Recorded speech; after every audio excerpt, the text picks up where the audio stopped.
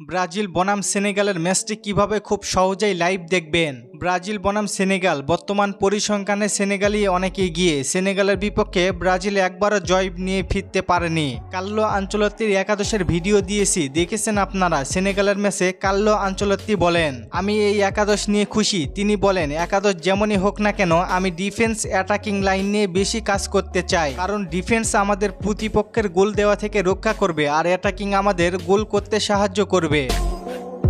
এবং আমি ব্রাজিলকে উচ্চ মাত্রায় নিয়ে যেতে চাই, যেই ব্রাজিল সবসময় টপে থাকবে। সেই ব্রাজিলকে দেখলেই যেন ভয়ে কেঁপে উঠে প্রতিপক্ষ। যেমনটা আমি রিয়াল মাদ্রিদের টিমকে তৈরি করেছিলাম, তেমনি একটা শক্তিশালী দল তৈরি করতে চাই ব্রাজিলকে নিয়ে। বর্তমানে ব্রাজিল দলের দিকে তাকালে দেখতে পারবেন কতটা পরিবর্তন হয়েছে ব্রাজিল দল। ডিফেন্স সলিড রেখে অ্যাটাকিংয়ে বেশ পরিবর্তন এনেছেন কার্লো আনচেলত্তি।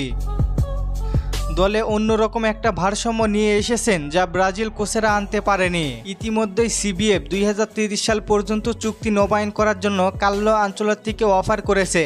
খুব শীঘ্রই অফিসিয়ালি ঘোষণা আসবে।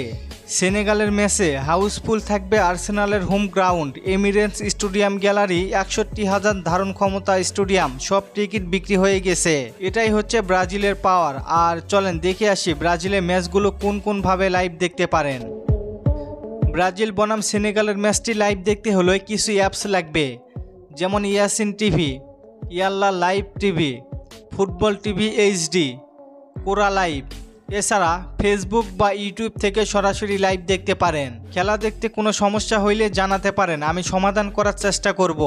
আর চলেন আপনাদের কমেন্টগুলো দেখে আসি। এক ভাই প্রশ্ন করেছেন, ব্রাজিলের 10 নম্বর হিসেবে কে থাকবে?